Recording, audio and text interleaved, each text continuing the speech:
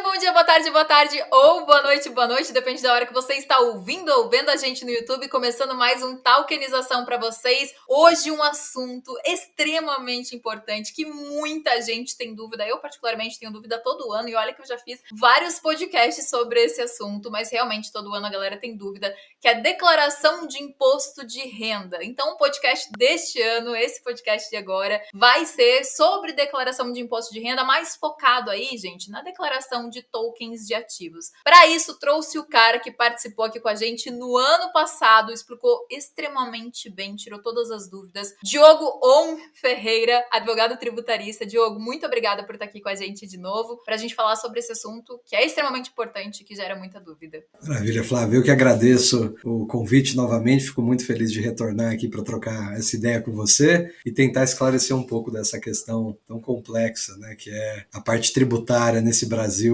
no meio de reforma tributária, né, ainda por cima. Mas vamos lá. É muita coisa. Diogo, como eu falei, você esteve aqui no ano passado, mas eu queria que você se apresentasse aí rapidinho pro pessoal, contar um pouquinho do seu trabalho, sua experiência aí na área tributária, como que você chegou também ao setor de criptoativos. Conta aí pra gente. Perfeito, Flávia. Como você falou, meu nome é Diogo Gomes Ferreira. Eu agora sou sócio do VBSO Advogados, né? Então uma mudança em relação ao ano passado, porque agora eu virei sócio depois de mais de 10 anos aqui no escritório. E obrigado. E a minha experiência começou desde o início da carreira com a parte tributária. E eu sempre atuei muito tanto para pessoas jurídicas quanto para pessoas físicas, onde o tema, né, de declaração de imposto de renda é muito importante, mas onde também tem uma importância muito grande de tributação de investimentos de modo geral. Então, o escritório onde eu atuo é um escritório que faz estruturação de uma série de tipos de produtos. Então, desde que eu entrei no escritório, sempre convivi, né, com emissão de debênture, com estruturação de fundos de investimento, com uma série de estruturas sofisticadas, e entender toda a tributação disso vai te levando, de repente, a ver novos tipos de investimento que vão surgindo. Eu me lembro lá atrás, quando a primeira vez eu ouvi falar de Bitcoin, eu falei, nossa, que coisa é essa, né? Eu me lembro com um pouco de dor no coração, né, em 2014, falar, pô, eu não vou comprar porque teve aquela corretora no Japão que quebrou, né? Mas depois eu comecei mesmo na física, né, a brincar nesse mundo e naturalmente a gente vai se sofisticando, vai entendendo um pouco mais de o que é uma criptomoeda, quais são as utilizações para além de pura e simplesmente comprar e vender, até começar a chegar, né, nos security tokens, nessa revolução que realmente está acontecendo agora no lado, vamos dizer assim, mais de investimentos propriamente ditos, que vocês tão bem explicam aqui nesse veículo, né? É muita coisa, né? Muita coisa pra gente olhar, pra gente aprender. E quando a gente fala de declaração, assim, enfim, sempre tem muitas dúvidas. Eu acho que se fosse uma live, ia ter um monte de gente mandando um monte de pergunta. Por isso que a gente buscou, assim, separar as perguntas as dúvidas, né? Que geralmente a galera tem. Então, eu queria falar, assim, pra gente começar. Quando a gente fala em declaração, principalmente de criptoativos, a gente sabe que o contribuinte, ele tem algumas obrigações específicas. Você consegue falar quais são elas? Em primeiro lugar, que é sempre importante a gente destacar, nós temos todo ano a Declaração de Ajuste Anual, DAA, como tem sido chamada mais recentemente. É aquela declaração do imposto de renda, que, digamos assim, ela tem dois eixos principais. Ela declara tudo aquilo que você teve de renda em um determinado ano. Então você vai informar os teus salários, os aluguéis que eventualmente você recebeu, os dividendos de alguma empresa em que você seja sócio, mas da mesma forma, investimentos em aplicações financeiras em geral, ganhos de capital na venda de bens. E ela tem um outro eixo que tem como objetivo apresentar os bens e direitos. Então, uma ficha em que você, além de dizer tudo que ganhou no ano, você diz tudo que você tem ao final daquele ano. É a forma da Receita Federal controlar, né, tanto a tributação das tuas rendas, quanto averiguar se as mutações do seu patrimônio de um ano para outro são compatíveis com essa renda que você ganhou. Então, quando a gente fala, primeira vez, né, de obrigação de declarar para a Receita Federal, essa é a declaração que a gente sempre pensa. E que no mundo cripto, né, a gente sempre tem que tomar cuidado em declarar os criptoativos que uma determinada pessoa tem, os tokens que uma determinada pessoa tem, assim como eventuais, eu vou dizer num sentido amplo, rendas que sejam decorrentes da detenção ou da alienação desses ativos. Mas, Flávia, além dessa declaração, que é aquela talvez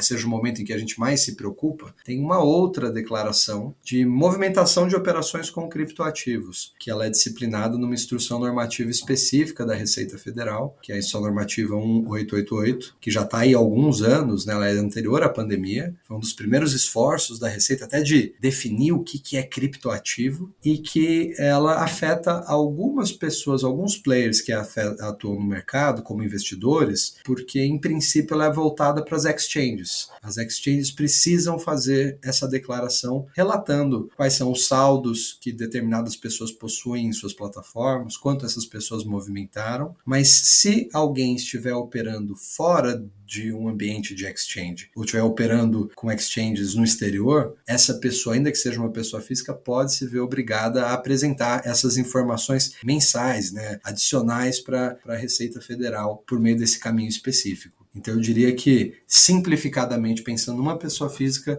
essas são as duas declarações que a gente sempre tem que estar de olho. E tem que estar de olho mesmo. Tem que declarar, tem gente que, meu Deus, tem que declarar tudo para ficar tudo certinho e não ter problema nenhum. Mas antes de a gente entrar em questões mais práticas, eu queria falar com você, teve alguma mudança relevante aí para quem investe em tokens de ativos e precisa declarar em 2025? Como a gente falou ano passado, Flávia, no final de 23 saiu uma lei, para aqueles que gostam de consultar a Lei 14754, e ela mudou muito a tributação de investimentos no exterior. É a mesma lei que também mudou muito fundos de investimento, tá? A gente conversou um pouco sobre ela porque ela estava ali no início da implementação e justamente teve essa concretização de uma mudança quando você está falando, vou usar o termo que a lei usa, né, de ativos virtuais que estejam no exterior. A gente pode quebrar um pouco a cabeça, né, o que é um ativo virtual no exterior, né, mas onde você define a localidade, né, de algo que por essência está na nuvem, né, tá aqui em todos os lugares, em lugar nenhum, mas ela realmente trouxe essa mudança que foi importante e a gente tinha o receio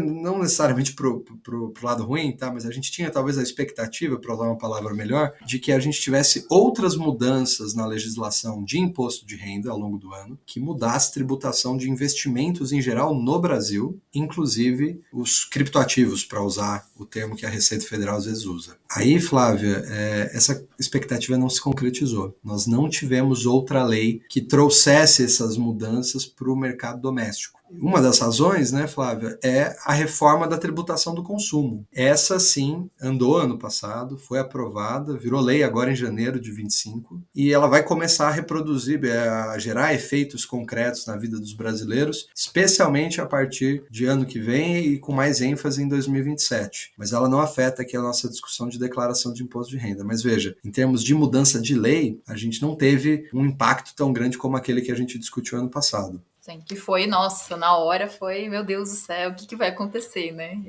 Mas pois é. Deu tudo certo.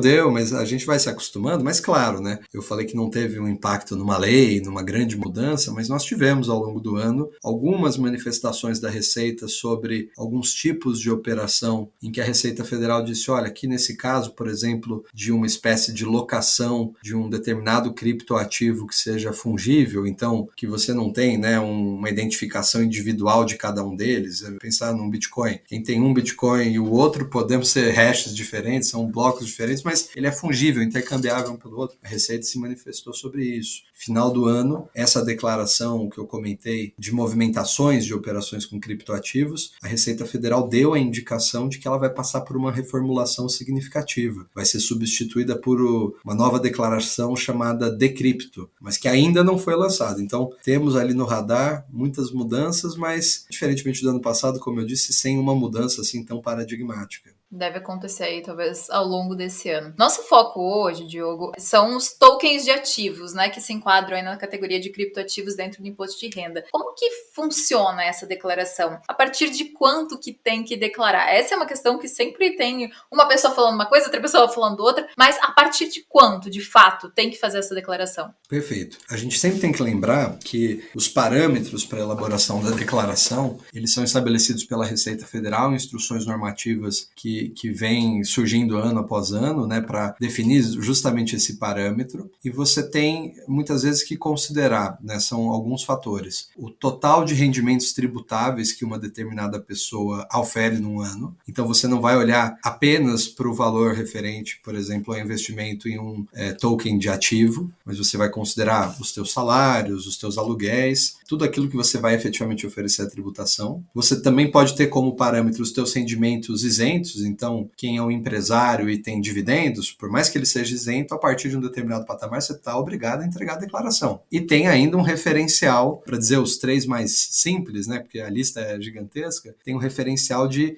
valor dos ativos. Então, se você tira um sabático, Flávia, decide um determinado ano, curtir a vida, mas você é uma pessoa que já acumulou algum determinado patrimônio, mesmo sem nenhuma renda no ano, pode ser que você esteja obrigado a entregar a declaração por simplesmente ter ativos acima de determinado patamar. E sabe uma coisa que você falou? Essa questão de entregar a declaração não quer dizer que você vai pagar imposto, né? Então, entregar a declaração necessário, mas não quer dizer que porque você entregou a declaração você vai pagar imposto, certo? Exato. Eu até brinco, né? O meu irmão, quando começou a estagiar, ele falava, pô, mas eu ganho abaixo da faixa de isenção do imposto de renda. Eu não quero preencher a declaração, é chato. Eu falava para ele, preencha a declaração em um ano em que você tem praticamente zero chance de cair numa malha fina, zero chance de a Receita Federal olhar e te autuar, porque é não digo nem um dever de cidadania, mas assim, um teste propriamente de como você interagir com o fisco, que não te ensinam na escola, né? A gente não tem, infelizmente, no ensino formal, uma lição de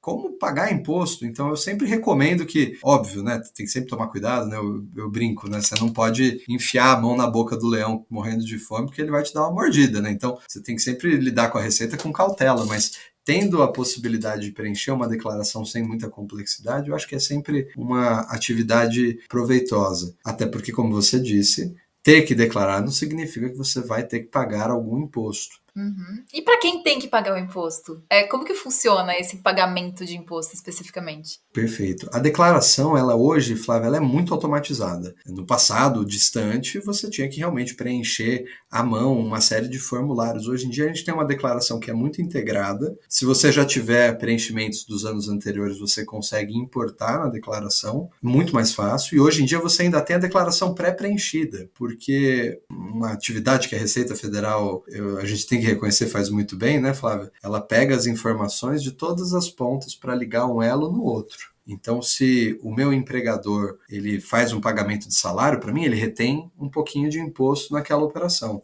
E ele declara, paguei tanto ao Diogo, retive tanto de imposto. O Diogo vai ter que dar a mesma informação no ano seguinte. E aí, nesses cruzamentos, a Receita pode ver, olha, o Diogo disse que recebeu 100, mas o empregador disse que pagou só 50, tá tendo algo de errado, ou vice-versa. A Receita usa isso para fazer fiscalização. E agora, o que pelo menos a gente está vendo a Receita está admitindo que ao invés de ficar calada, esperando alguma divergência apontar, ela já está permitindo que tudo aquele acervo que ela coleta, principalmente junto às empresas ao longo do ano, possa já ser um preenchimento automático, já te dá um avanço gigantesco na hora de preencher a sua declaração. E diminui também o problema, né, de ter uma informação desencontrada ali, né? Então, ó, a gente já sabe que é isso aqui, então já fica mais fácil. Pois é. Tem que sempre ficar de olho, mas a minha dica, tá? Não confie em 100% na declaração pré-preenchida. É fundamental que você revise, porque pense assim, Flávia, a Receita não está tirando aquela informação de qualquer lugar. Ela está pegando de alguma declaração que uma pessoa jurídica, que foi fonte de um pagamento, por exemplo, fez. Se aquela pessoa jurídica, por qualquer razão, comete algum erro no preenchimento, aquilo vai para a sua declaração pré-preenchida, mas você pode modificar. Se você não modifica e entrega a tua declaração, você entregou a tua declaração com erro. Então é sempre um cuidado importante de você manter o controle e fazer uma revisão detalhada disso. E na prática, assim, qual categoria que, como você falou, né? Agora tudo é mais fácil de encontrar. Mas na prática, em qual categoria tem que declarar os tokens? Como eu mencionei, nós temos na declaração de imposto de renda, de ajuste anual, aquele binômio, o lugar onde eu vou declarar os rendimentos e o lugar onde eu vou declarar os meus bens e direitos. Vamos começar pelos bens e direitos, porque a gente sabe, né, que tem muita gente que adquire um token para ficar um tempo considerável, seja apostando, né, no recebimento de algum tipo de rendimento ou, principalmente no caso de criptoativos em geral, apostando em uma valorização futura. Então, pensando em primeiro lugar, bens e direitos. Você abre a tua declaração, se ela for a versão instalada, você vai procurar na barra ao teu lado esquerdo a indicação de bens e direitos, e ali no canto inferior direito a gente tem a opção de incluir um novo item. Quando você vai fazer a inclusão desse novo item, eu te diria que nesse programa, eu estou descrevendo o programa baixado, mas a versão online ela é muito semelhante, tá, Flávia? Mas veja que a gente vai ter a possibilidade de escolher diferentes tipos de categorias nessa ficha de bens e direitos. Cada uma dessas categorias está dividida em grupos. O grupo 8 é referente aos criptoativos. Quando você clica no grupo 8, vai abrir uma outra barrinha em que a gente vai ter códigos específicos para precisar a classificação de cada tipo de criptoativo. Aqui talvez você se recorde, Flávio, que uma crítica no passado que eu fazia é que a Receita Federal, como ela gerou um movimento muito forte em relação a essa economia cripto lá em 2017, 2018, 2019, que é a época em que vários desses parâmetros que eu estou te contando foram criados, ela estava olhando principalmente para o Bitcoin. Sim. Então, com certeza. alguns Porque era o que todo mundo parâmetros... falava naquela época, né? Exatamente. Então, alguns parâmetros, óbvio, foram atualizados, mas sempre fazendo essa visão muito voltada ao criptoativo. E hoje em dia, sinceramente, um token de ativo que está espelhando, por exemplo, algum tipo de título ou valor imobiliário, ele tem, na minha visão, por mais que tenha um componente de tecnologia, às vezes semelhante, utilização de uma blockchain, ele é juridicamente muito mais próximo de um título ou valor imobiliário, de uma debênture, por exemplo, do que do Bitcoin, em relação à sua própria estrutura, dinâmica e perfil de investidor. Concordo. Mas, vejam, apesar disso, a Receita dá essa indicação. Grupo 8, criptoativos. E lá nós temos um leque de uma série de opções mais específicas que envolvem, por exemplo, Bitcoin, é o item 01, para provar o que eu acabei de dizer, que o foco inicial era esse. Mas daí vamos vendo o raciocínio, né, da Receita. O item 2 é outras, né, criptomoedas, e ela classifica, né, altcoins. Mas nós temos também um item para stablecoins, um item para NFTs e, por último, né, jogando ali no finalzinho da lista, outros criptoativos que não estão incluídos nesses outros códigos. E aí os tokens entrariam aí, né, no caso. Exatamente, os tokens entrariam aqui. Eu acho que até vale mencionar, a Receita dá como exemplo, vou ler literalmente o exemplo da Receita. Fan tokens, tokens de precatório, tokens de consórcio, tokens de crédito de carbono, de recebíveis, entre outros. Então, isso pega, no mais das vezes, todos esses nossos tokens de ativos. Esse é o código 99, né? Esse exatamente, é o grupo 8, código 99. Mas simplesmente clicando lá, vai ter sempre a indicação do código com essa descrição pormenorizada. Legal, legal. Daqui a pouco a gente vai falar sobre os rendimentos, mas eu queria meio que focar na questão de bens e direitos. Deixa eu falar para você aqui, quais valores, porque isso é uma dúvida sempre que as pessoas têm, quais valores tornam a declaração obrigatória? Então vamos supor assim, se a pessoa comprou um token ao longo do ano, ela tem que declarar sempre? Se é um único token, ele custou mais de 5 mil reais, ou a soma de todos os tokens superou 5 mil reais na carteira até dia 31 de dezembro.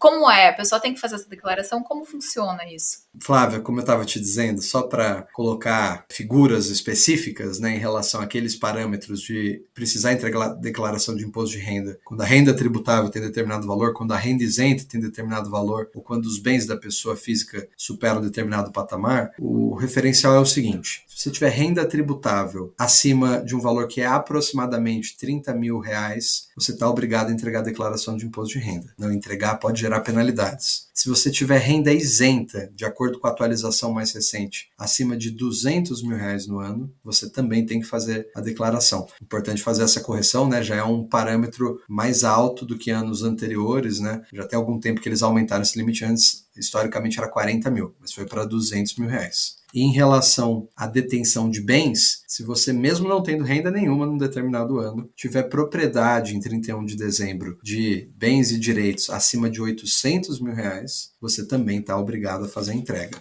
Então, esses são parâmetros importantes para a gente partir, né, para uma análise mais detalhada. Agora, a próxima pergunta ela e se eu tiver, em teoria, renda acima desse patamar, ou bens acima desse patamar, mas eu tenho muito pouco de criptoativos, eu tenho uma quantidade bem baixinha, o que diz o parâmetro da declaração? Se você tiver, por exemplo, saldo em conta bancária abaixo de R$140, aquela conta bancária você não precisa entregar. Então, entrega a declaração, mas você não precisa especificar aquele bem ou direito. Se você estiver falando agora de bens móveis ou direitos, se você tiver custo de aquisição abaixo de R$5.000, unitariamente, em teoria, você também não precisaria fazer o preenchimento informando que você tem aquele ativo na sua declaração. Você falou unitariamente, então seria tipo só Bitcoin. Exatamente. Uhum. Aí vem um ponto, que a Receita nunca se manifestou, tá? Com um detalhe muito grande, em termos da declaração, mas eu vou antecipar um comentário da parte de tributação. Quando a gente vai falar da tributação, tem alguns limites de quando você começa a tributar, que são os 35 mil que a gente conhece tão bem, eu já volto a ele, mas ela diz para considerar todos os criptoativos em conjunto. Então, se eu, por acaso, seguindo esse raciocínio, vendi um NFT, vendi um Bitcoin e vendi um ativo, um token representativo de um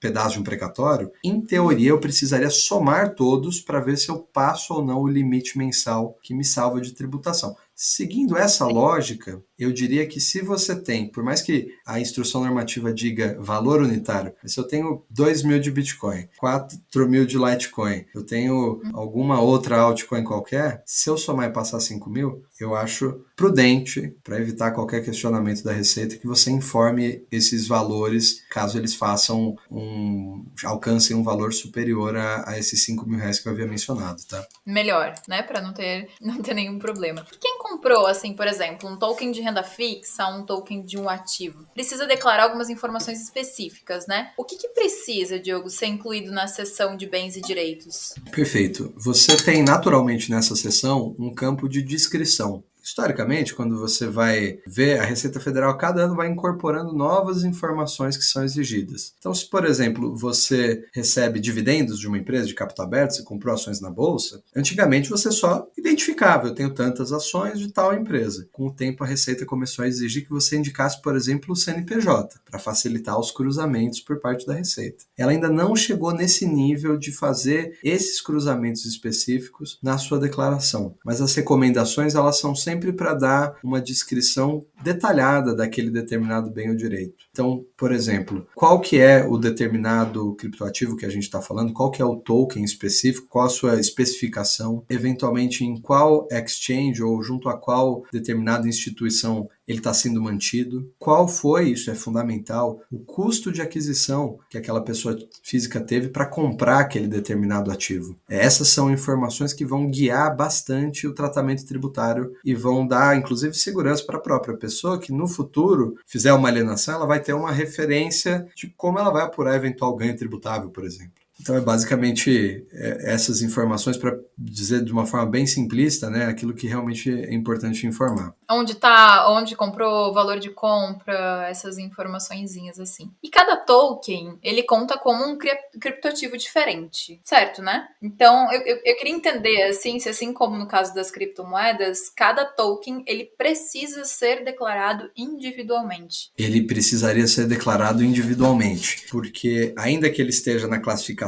outros, e eu estou fazendo a referência da classificação outros porque ela acaba sendo bem residual, então por isso ela não tem os parâmetros, mas se você for declarar, por exemplo, o Bitcoin, ele vai puxar inclusive a instituição custodiante, então daí fica mais claro que você precisa realmente individualizar, inclusive se você tiver tokens em uma corretora em uma outra corretora, você vai ter que declarar 2 vezes, cada um para uma corretora, porque você tem que informar o CNPJ desse custodiante. Falando nos tokens de ativos, de modo geral, como eles são a categoria residual hoje na declaração, você não tem essa especificação, mas continua a recomendação de você informá-los individualmente. Entendi. E existe um cálculo médio, assim, de preço dos tokens, ou isso não faz sentido nesse caso? É diferente das criptomoedas? Perfeito. O referencial da declaração é sempre, e como regra geral, é o custo de aquisição. Então, se você, por exemplo, está fazendo diversas aquisições de um determinado ativo junto a uma única corretora, por exemplo, você vai naturalmente somando a quantidade de ativos que você possui, a quantidade de valor que você gastou para adquirir. A informação do, digamos, custo médio vai ser muito relevante quando você tiver uma liquidação daquela posição e apurar eventual ganho tributável. Mas na declaração, a referência é sempre somar os teus custos de aquisição, importantíssimo, né, Flávia? A declaração, ela é declaração, ela está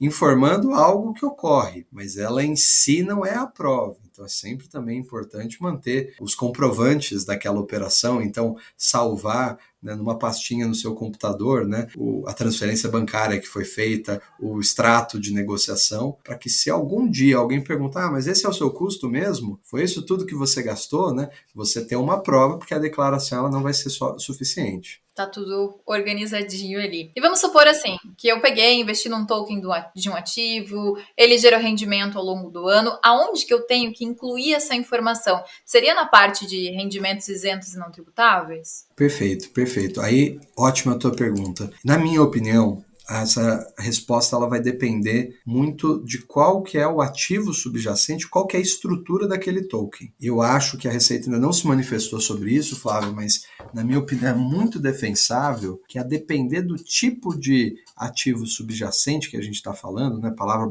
difícil, bonita, mas para dizer, é token do quê? Dependendo do que for esse negócio ali embaixo, eu acho que você pode ter tratamentos tributários diferentes e informar justamente os rendimentos em locais diferentes. Então, se você, por exemplo, está falando de um token, de um recebível, a gente vai ter um tratamento que talvez puxe para um ganho de capital. Receber cada um daquelas parcelinhas de um deságio por conta de uma série de referências, um emaranhado de normas, parece defensável que isso vai ser ganho de capital. Por mais que a gente não esteja falando propriamente da venda, né, do ativo, essa realização tem esse tratamento. E daí a gente acaba indo para um campo de informar, por exemplo, em rendimentos que vão estar sujeitos à tributação geral, né, do imposto de renda. Vai estar próprio do ganho de capital. Mas se você estiver falando de juros propriamente ditos, uma forma de você tratar, dependendo, né, ressaltando sempre, depende muito do tipo de token. Pode ser informar, por exemplo, num campo de rendimentos isentos e não tributáveis, dependendo de você, por exemplo, estar falando de um token que reflete um título isento, um papel como um CRI ou um CRA, tem esse argumento, essa defesa de você dizer que isso tem a mesma natureza de algo que não deve ser tributável. Por outro lado, se você estiver falando de um token, de um título de renda fixa qualquer que seria naturalmente tributável, você eventualmente descambar para uma ficha de rendimentos sujeitos à retenção na fonte, né, de rendimentos que vão ser tributados na empresa que te pagou o rendimento. Então, tem essa multiplicidade de situações. A gente pode tentar detalhar cada uma delas, né, mas sempre tem que tomar esse cuidado, porque a gente está num universo tão vasto, né, cheio de inovações, e a Receita Federal e a legislação tributária muito menos demoram, né, para alcançar a gente. E aí, vamos supor, se no caso de isento, tá? Se eu comprei 20 mil reais num token em janeiro e eu recebi ali o pagamento de 25 mil reais em novembro, eu tenho que incluir apenas o rendimento de 5 mil reais em rendimentos isentos e não tributáveis? Perfeito, ótima dúvida. Sim, porque a gente está sempre falando aqui da renda. Então a renda ela é,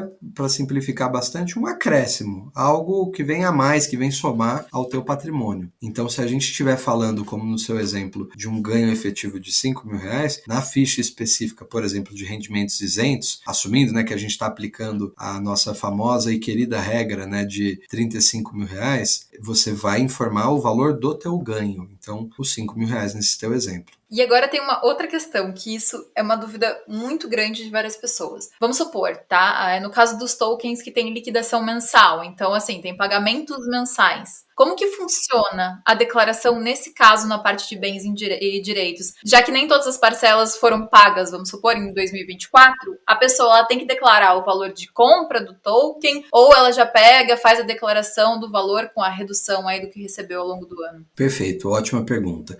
Para te responder, deixa eu falar daquela regra dos 35 que eu já mencionei algumas vezes, mas que é aquela referência fundamental para lidar com todas essas nossas conversas. Tem uma regra já antiga, que diz basicamente o seguinte: caso você tenha um ganho de capital na alienação de um determinado ativo, você não vai tributar o ganho de capital se o valor mensal de alienação daquele tipo de ativo específico for inferior a R$ 35.000. Importante, não é o ganho de R$ 35.000, é o valor de alienação de R$ 35.000. Um exemplo que hoje em dia não é mais bom, né, porque carros estão com um valor muito acima, né, desse referencial, mas, por exemplo, eu comprei uma moto e, por acaso, o mercado está com falta de peças, as concessionárias não estão conseguindo botar tantas motos zeros para vender, eu tive uma valorização em relação ao que eu paguei naquela moto. Se eu comprei a moto por 25 e vendi por 30, esses 5 de ganho eu não tributo. Por quê? Porque o valor da operação da venda foi abaixo daquele limite de R$ 35.000. Por outro lado, se eu comprei 2, 3, 4 motos, e apesar de cada venda individual, Flávia, ser considerada, vamos dizer assim, dentro do limite de 35, eu precisaria considerar todas as operações em conjunto. Vamos trocar moto por criptativo.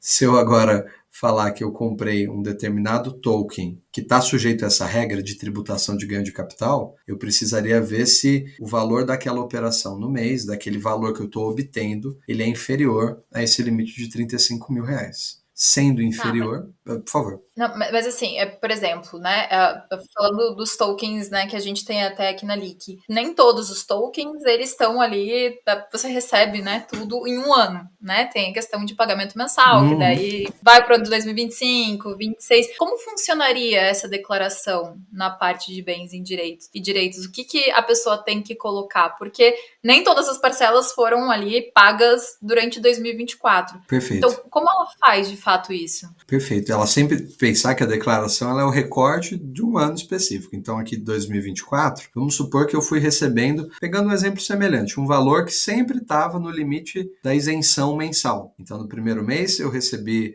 rendimentos que estão abaixo daquele limite, vamos supor os 5.000, no próximo mês da mesma forma, eu vou chegar ao final do ano, eu vou ter duas coisas basicamente para informar para a Receita, que ao longo do ano, mensalmente, eu fui recebendo vários rendimentos isentos e que, portanto, eles não vão ser tributados, vão ser informados naquela ficha específica de rendimentos isentos e não tributáveis, numa categoria, né, assumindo, como eu disse, aplicação do regime de ganho de capital, uma categoria específica para essa finalidade. E eu vou informar também qual que é o valor dos criptoativos que eu continuei tendo ao final do ano. Então, se eu tive um token que eu, por acaso, fui tendo recebimento dos rendimentos, né, periódicos, mas eu chego no final do ano e eu ainda tenho aquele token, porque eu vou continuar recebendo em 2025, eu vou informar o valor daquele token no finalzinho do ano. Exatamente dessa forma, sempre olhando para as duas pontas, né, de renda e de bens e direitos. E Flávia, como a gente comentou, sempre tem que tomar cuidado com as particularidades da operação específica. Então, se, por exemplo, nos pagamentos periódicos que estão sendo feitos, você está recebendo algo além de rendimento, você está recebendo já um pedacinho de principal, isso tem que ser levado em consideração quando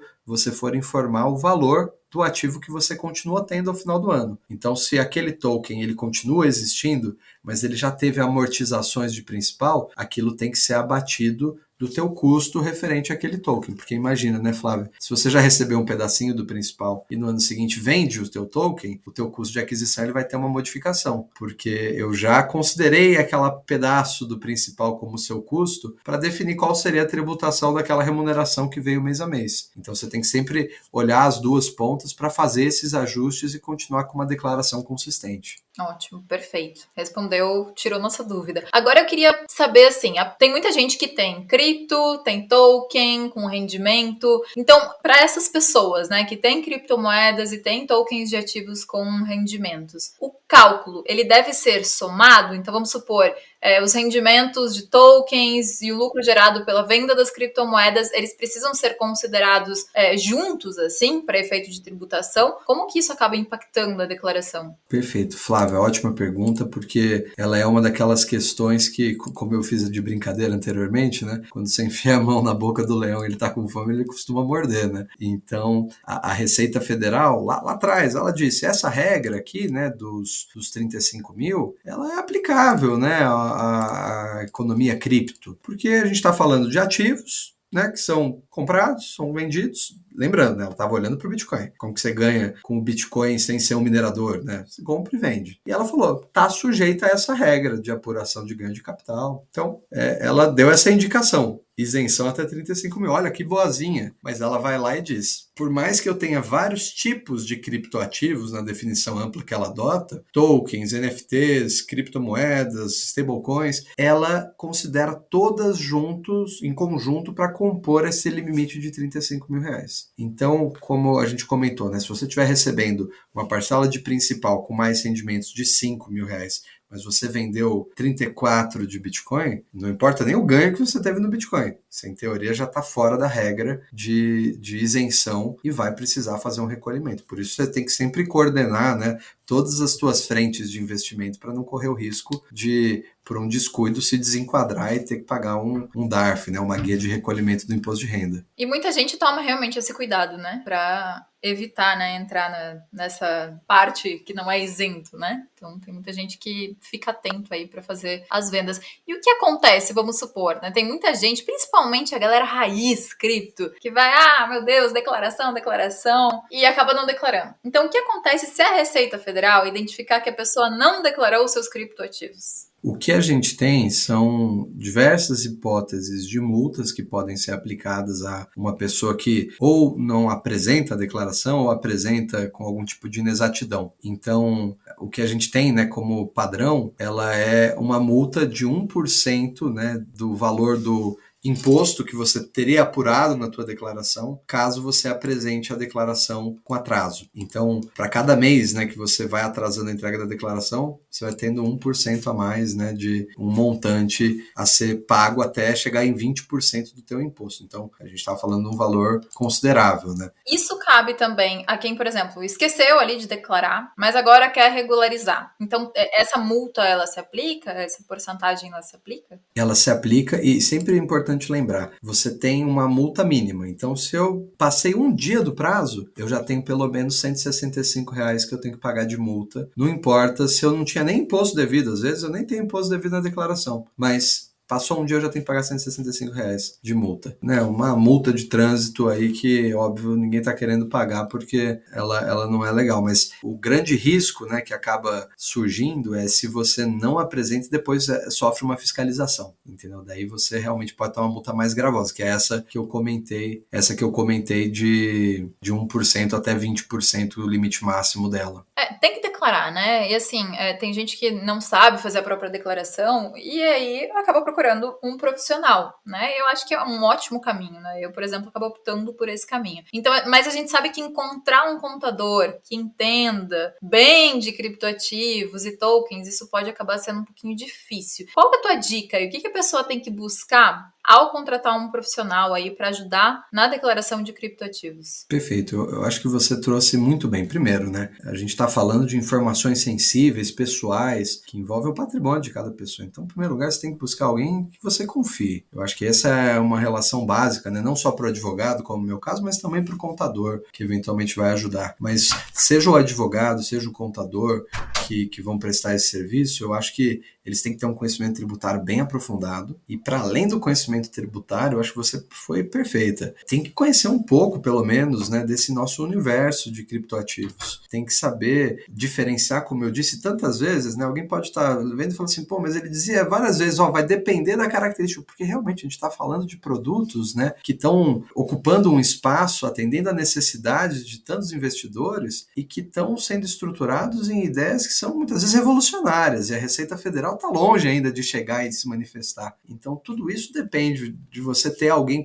no teu lado em quem você pode confiar, né? E que vai dizer, olha, o caminho é esse, vamos fazer dessa forma porque é mais cauteloso, porque te expõe menos ao risco, vamos fazer dessa outra forma, né, Flávia? Porque a gente minimiza qualquer questionamento, se alguém questionar, a gente tem defesa. Então, essa seria a minha recomendação, procurar realmente alguém que congregue esses três elementos, confiança, conhecimento tributário e, eu diria, né, esse mínimo conhecimento do universo tão novo, que é tão dinâmico, né, tão cheio de novidade. Sim, o tempo inteiro é uma coisa nova. A gente não dá conta, é o tempo inteiro mesmo. Agora, para finalizar, Diogo, para quem está declarando tokens de ativos pela primeira vez neste ano, e com certeza deve ser uma galera, qual que é a dica mais importante que você dá para evitar aí erros, problemas com a Receita Federal? Olha, para escolher uma dica, você pediu uma só, então eu vou tentar, tá? Não, pode dar mais de uma, fica à Não, mas vontade. se for para ser uma, comece o quanto antes. Porque É, a pior coisa possível, acho que em qualquer instância da vida, é você ter um prazo no dia seguinte, né? Aquele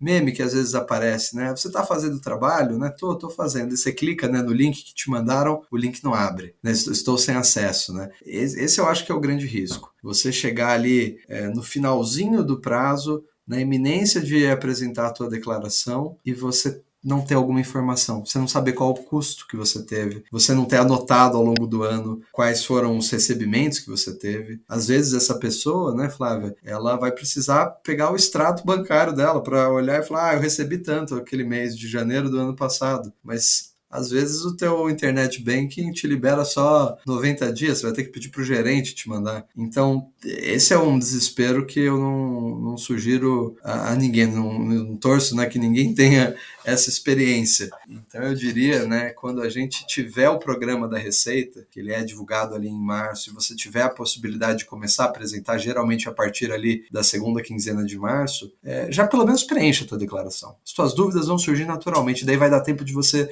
buscar apoio, seja através de uma divulgadora de conteúdo como você que traz, né, tanta informação útil para as pessoas, seja buscando um contador, um advogado como eu, para que te ajudem efetivamente, né, a navegar por aquilo. Tendo tempo, a gente dá um jeito.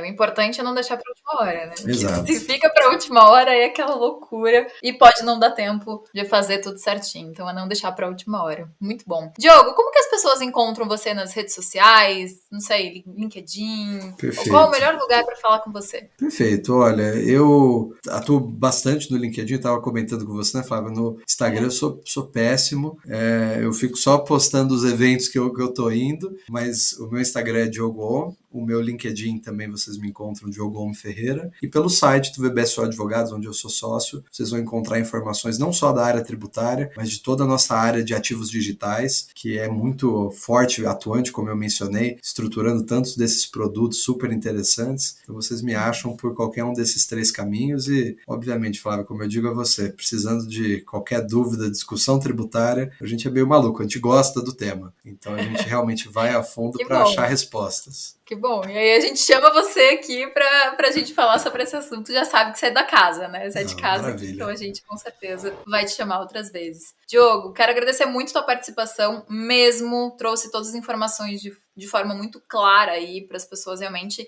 entenderem, saberem como fazer a declaração, que esse é um tema muito complexo, né? Então é importante a gente trazer tudo isso de forma clara. Muito obrigada mesmo. E, gente, para quem quiser mais informação, saber sobre tokenização de ativos, mercado de capitais, mercado de crédito, acesse descomplique.com.br. Lá a gente tem muito conteúdo de graça e de qualidade aí para vocês aprenderem mais sobre esse mercado. Diogo, novamente, muito obrigada. Eu que agradeço, Flávia. Tchau, tchau. Obrigada, gente. Tchau, tchau.